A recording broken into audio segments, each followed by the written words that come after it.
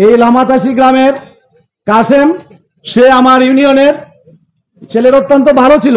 তার এই নির্মম হত্যার কাণ্ডটি দেখি খুব কষ্ট লেগেছে। আমরা যে কোন যুগে বাস করছি আসলে ভাষায় প্রকাশ করার মতো নয়। একটা মানুষকে নির্মমভাবে হত্যা করা হলো, অদ্যবধি পর্যন্ত সকল আসামিকে গ্রেপ্তার করা হয়নি। যাদেরকেও গ্রেপ্তার করা হয়েছে তারা জনসাধারণ তাদেরকে ধরে দিয়েছে। কেন জনসাধারণ কেন ধরে দিবে?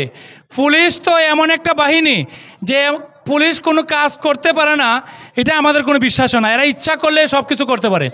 যে আসামিগুলো বাকি রয়েছে তাদেরকে 24 ঘন্টার ভিতরে গ্রেপ্তার করার জন্য মানববন্ধনে অংশগ্রহণ করার আমাদের মূল লক্ষ্য হচ্ছে কাশেম নামে লামাতাসি গ্রামের যে ছেলেটি অত্যন্ত নিরীহ, সবসময় হাসি মুখে থাকতো, সেই ছেলেটিকে নির্মমভাবে হত্যা করা হয়েছে।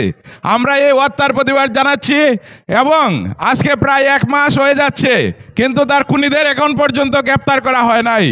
আমরা প্রশাসনের কাছে জোর দাবি জানাচ্ছি আগামী 32 ঘন্টার মধ্যে আমাদের খুনিদেরকে অবশ্যই গ্রেপ্তার করতে হবে।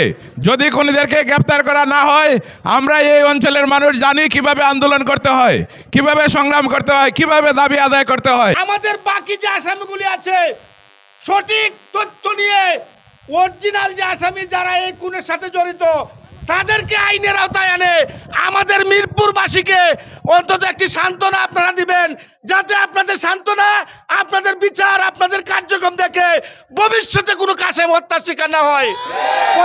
তারা এই বিশ্ব রুটে হাঁটাউটি করে, বাড়িতে হাঁটাউটি করে থাকতেছে, চলতেছে, ফিরতেছে, কিন্তু তাদের নাম তালিকায় আসছে, তাদেরকে গ্রেপ্তার করা হয় না।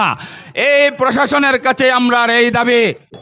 আমাদেরকে দায়িত্ব পালন করতে হবে, ওনাদেরকে জানাতে হবে।